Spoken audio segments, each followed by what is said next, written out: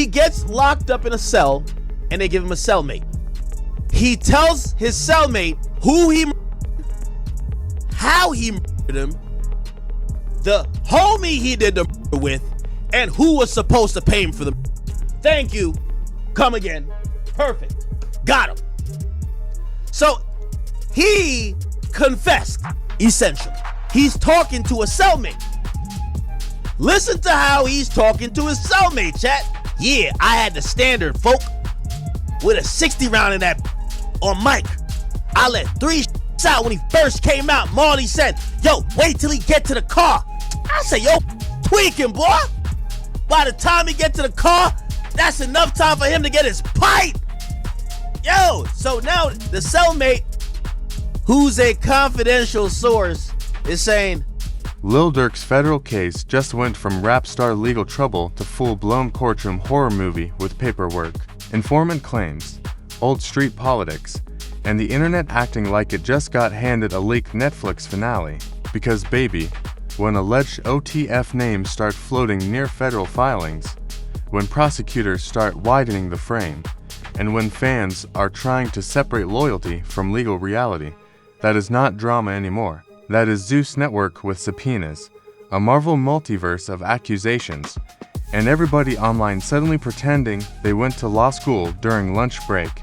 And here is where it gets nasty. Durk's team is saying the government is throwing last-minute racketeering paint on a weak case, while the prosecution side is allegedly building a bigger picture around violence, loyalty, revenge, money, music, and people who may have started talking when the walls got too close. So now the question is not just what happened in one alleged plot. The question is who is still solid, who is protecting themselves, and who might be quietly turning the entire OTF story into federal episode evidence, because the same streets that once screamed free smirk are now whispering, side-eyeing, screenshotting, and asking the one question nobody wanted to say out loud: if the informant claims are real, how deep does this thing actually go?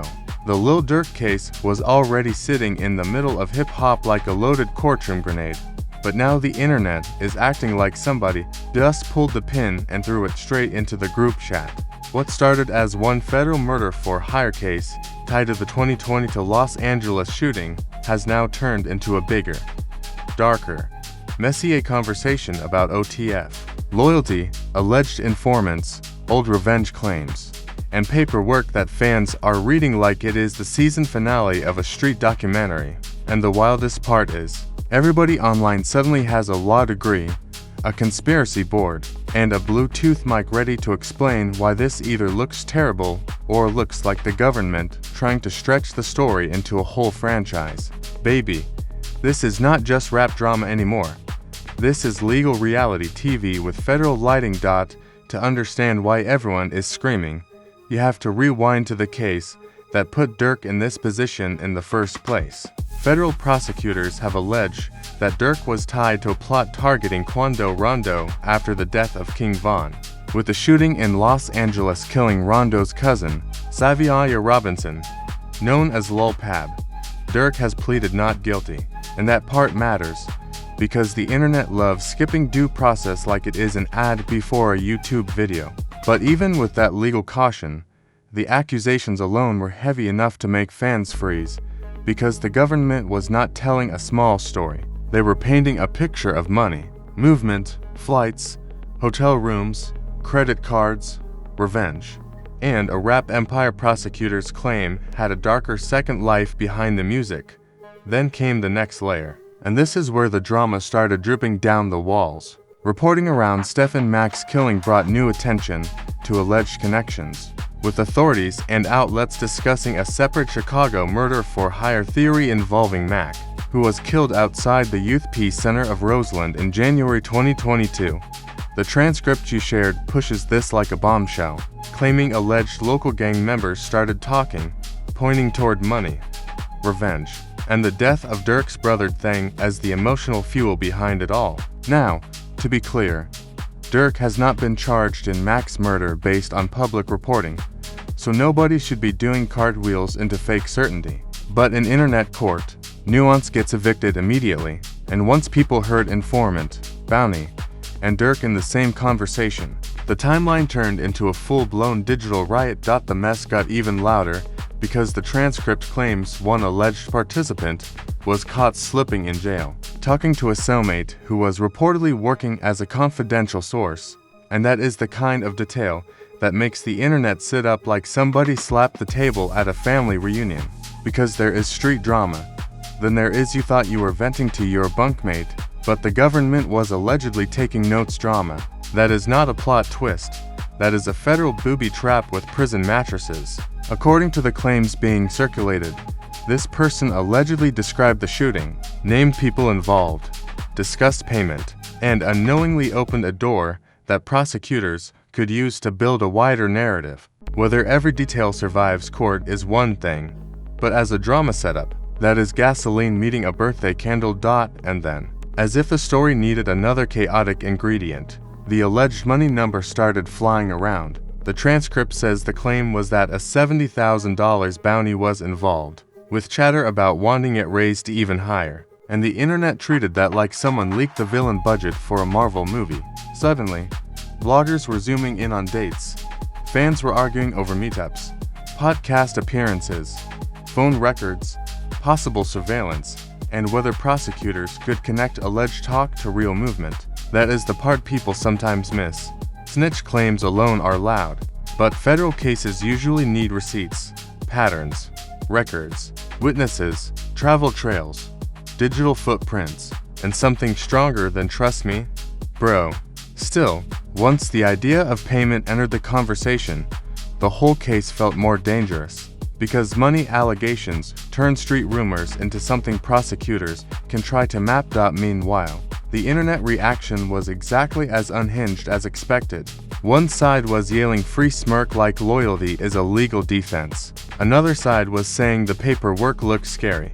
And a third side was just making memes because social media has the emotional range of a gas station hot dog. Charleston White type reactions.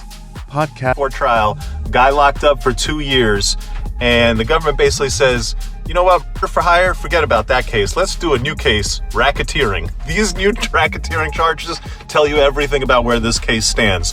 For 2 years, you've heard that this is a very simple, straightforward, open and shut. We got all the evidence. They his friend, he paid people to go them. Well, that theory is now being broadly expanded so that the idea that this is for hire, no. The feds say, throw that out. It's in aid of racketeering because OTF actually has a subset of criminals and gangsters, and they're all involved in all these. Where Durk pulled the trigger in 2019, there's a where Durk paid for it in 2022. There's another one in 2021. Actions, podcast debates, no jumper style arguments, DJ academics clips, fan pages, court watchers, rap blogs, and random TikTok lawyers all jumped into the same blender. Everybody had a take, everybody had a villain, and everybody acted like they personally found the missing evidence in a shoebox under the bed. The more creators reacted, the more confusing it became, because some were discussing official allegations, some were repeating viral claims, and others were sprinkling hot sauce on the story until it looked like a whole different meal. But the real tension came when people started talking about the case expanding. The transcript frames the new legal direction as a major turn, especially with racketeering language entering the conversation and prosecutors allegedly broadening the case beyond one clean murder for hire theory. That is where the room gets cold, because once a case starts sounding less like one incident and more like an alleged enterprise, the stakes stop being regular scary and become federal nightmare scary. A simple case asks what happened on one day. A wider case asks who moved together, who paid, who knew, who texted, who traveled, who deleted, who benefited, and who is now talking to save themselves. That is why the word RICO makes people online start breathing through their shirts like they just saw a ghost in the discovery packet.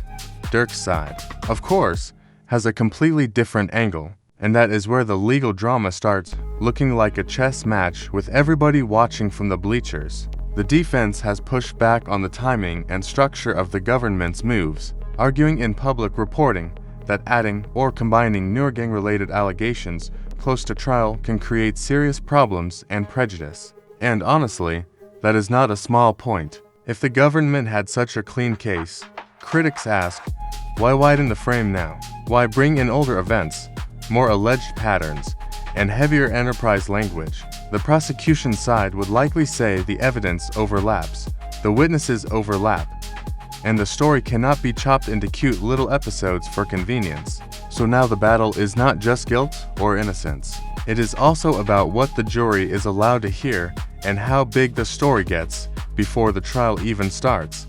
And that is the scary part for Durk's public image. Because once a case becomes bigger than one headline, reputation damage starts moving faster than facts. Fans who once saw him as the artist who made pain music out of survival, now watching prosecutors and commentators frame him inside a much darker alleged storyline.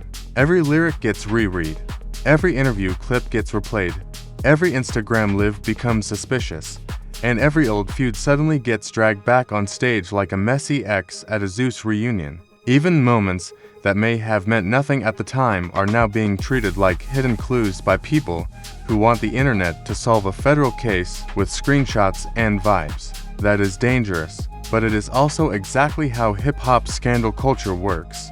Once the narrative gets hungry, it starts eating everything. By the end of this first wave, the case had already become more than legal paperwork. It became a loyalty test, a fan war, a media circus, and a terrifying reminder that the people around you can become the loudest part of the prosecution story if pressure gets high enough. The transcript's biggest dramatic punch is not just that informant claims exist. It is the idea that the alleged danger be coming from inside the circle, from people who are close enough to know names, timelines, habits, and conversations. That is the kind of twist that makes viewers lean forward, because if the case is moving from outside accusations to inside cooperation, then the whole mood changes, and the question hanging over everything is brutal. If one alleged OTF-linked person talked, and another piece of paperwork lands, who else might decide survival matters more than silence? The public confusion is even messier because this case sits inside a culture that trained fans to treat street politics like entertainment, then panics when the courtroom treats entertainment like evidence. For years, people consumed lyrics, rivalries, morning posts, taunts, interviews, and reaction clips like weekly episodes, clapping when the energy felt real. But now that prosecutors may try connecting public behavior to alleged private action, suddenly everybody wants boundaries, context, nuance, and artistic freedom. That conversation is necessary, but it is also painfully late, because the same internet that cheered the mythology is now shocked that the mythology came with receipts, timestamps, and federal consequences. And then there is the reputation damage that cannot be measured in streams or chart numbers. Even if Durk's legal team fights every charge, challenges every witness, and questions every piece of alleged cooperation, the image has already taken a hit that no PR caption can instantly repair. The father, the Grammy winner, the community figure, the voice of pain rap, and the alleged street architect are now competing versions of the same man in the public imagination. That is why this feels bigger than a scandal. It feels like a full character split, where fans are forced to ask whether they were watching redemption, survival, strategy, or a tragedy that never stopped unfolding. The most uncomfortable consequence is what this could mean for everybody attached to OTF, even people who have not been charged or accused of anything. Once prosecutors start talking in wider patterns, the spotlight does not stay polite. It spreads. Associates get discussed, old names resurface, past incidents get re-examined, and fans start connecting dots that may or may not belong on the same page. That is dangerous, because online speculation can ruin innocent people. But it is also exactly how these cases become cultural storms. One filing drops, one alleged cooperator is mentioned, one creator breaks down a paragraph, and suddenly a whole movement is being treated like a crime series. Still, the defense side has room to fight, and that is important for the next chapter. They can argue the government is stretching, stacking, and trying to overwhelm a jury with a giant dark mural instead of proving one clean picture beyond a reasonable doubt. They can attack informant credibility, question motives, challenge timing, dispute interpretations of lyrics, and argue that public performance is not the same as criminal instruction. That is where the courtroom drama becomes chess, not checkers, because prosecutors may have a story, but a story still has to survive rules, evidence, cross-examination, and the ugly reality that cooperators often come with baggage bigger than a tour bus. But the final twist is that the biggest danger may not be one piece of evidence. It may be accumulation. One allegation can be denied. One witness can be attacked. One lyric can be explained. One timeline can be challenged. But when prosecutors try stacking movement, money, messages, alleged insiders, public motive, and old incidents into one giant pattern, the pressure changes. That is why fans are nervous, critics are loud, and the internet cannot look away. Because if the next filing brings another name, another alleged conversation, or another person choosing survival over silence, this case will not just take a serious turn. It could become the chapter that rewrites everything people thought they understood about Durk, OTF, and the cost of loyalty when the feds start asking questions. Now listen, if this case already has your eyebrows doing gymnastics, go ahead and smash that like button like it owes you money and try to run from the paperwork, because this whole Lil Durk situation is not moving like regular rap drama anymore. It is moving like a federal soap opera with informant rumors, courtroom chess, silent friends, loud bloggers, and fans trying to solve sealed documents like they work night shift at the FBI. Drop a comment and tell me what you think. Is this case getting stronger? Is the government stretching the story? Or is somebody inside the circle talking way too much? And do not just watch this chaos from the bushes like you are one of the mystery witnesses in the indictment. Subscribe to The Rap Truth, because when the next update drops, you already know the internet is going to start screaming. The blogs are going to start racing, and somebody's favorite rapper is going to accidentally become a legal analyst by dinner time. We are staying on the facts, the drama, the contradictions, and every wild twist that makes this case feel bigger than music. Until the next chapter, keep your receipts close, your loyalty quieter, and your group chats off speaker. This is The Rap Truth.